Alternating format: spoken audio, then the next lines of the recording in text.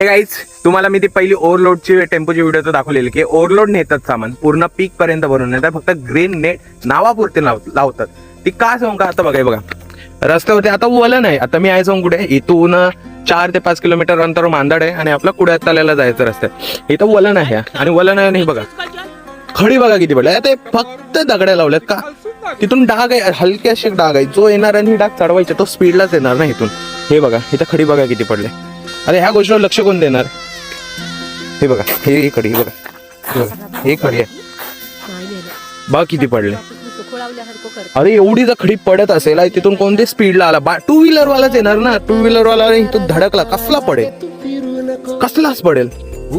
आणि कोणच नाही त्याने चालून ते बिंदास फिरतायत, बिंदास. तुम्हाला वाटलं की माझ्या मेन चॅनलला पण ही व्हिडिओ पोस्ट करतो मी, म्हणजे ते बिंदास फिरतायत. वरती फक्त ग्रीन नेट लावतात, माहित नाही का त्यांना काय वाटतं ग्रीन नेट मी पडणार नाही. पडतात मी ते 3-3 वेळा त्या स्कूटीवर जातो ना.